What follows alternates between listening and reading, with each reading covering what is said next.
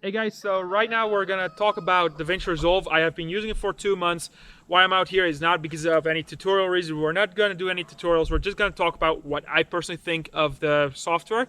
I have been switched over now for roughly 2 months, and I'll tell you exactly what I think about it. Like, there's a few things that I really love about it, and then there's a few things that, well, caught me off surprise. One thing.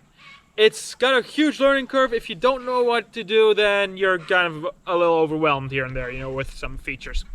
That was really hard for me to get into, like the learning curve, like it was really like, but I took it up pretty well. I looked up some YouTube tutorials and everything, and actually it was surprisingly really easy.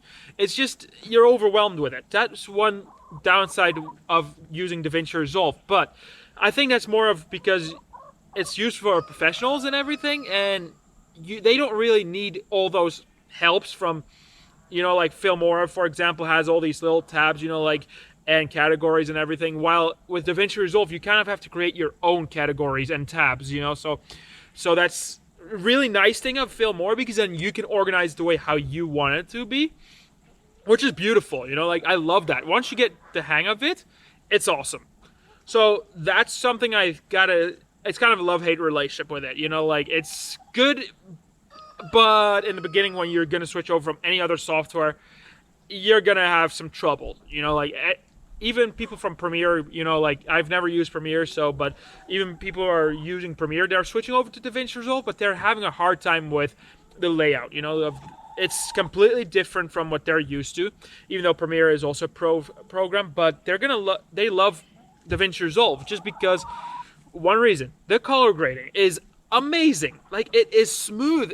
You can, I don't know, like you can play it back. You can put masks on it. You can literally like really easily cut a slice there in the color grading tab, and then color grade that little piece a little different, and it's beautiful. Like, it works. Like, it's amazing how that software works. Like, and you can put a transition over that so it's smooth thing, since the clip doesn't actually change. There's no hard transition. It just transitions the color, and that actually works. I've used it a couple of times. That sometimes I want it a little bit brighter, sometimes I want it a little dimmer, and all you do is literally by putting a transition over your clips here and there, and it'll smoothly change to that color, like whatever you change it to, and it's amazing. Like, if you do want to know a bit about DaVinci Resolve, then just comment down below what you want to learn specific. I use a free version, so I can't really teach you everything, but I can teach you everything about the free version, if that makes sense.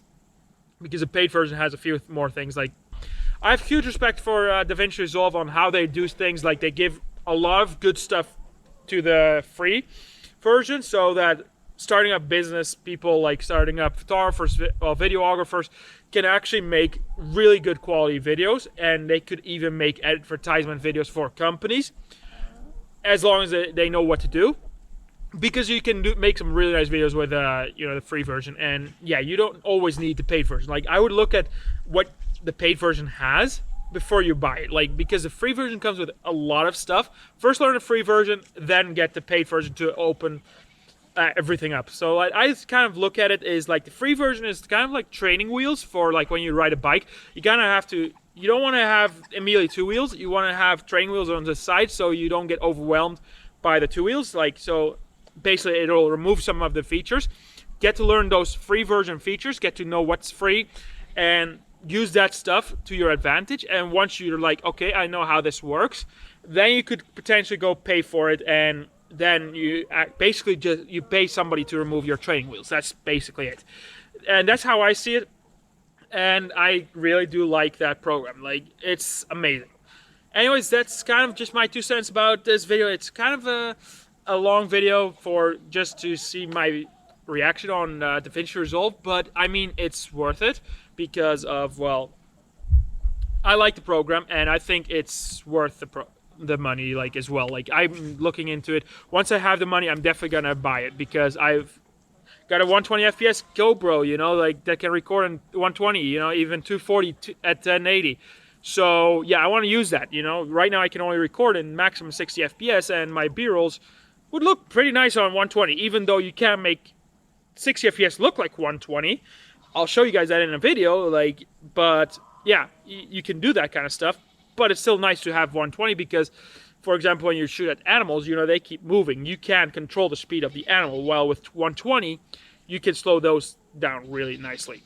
But anyways, that's kind of my 2 cents on this video editing software. So if you guys like this video, then leave a like, and if you don't, dislike it.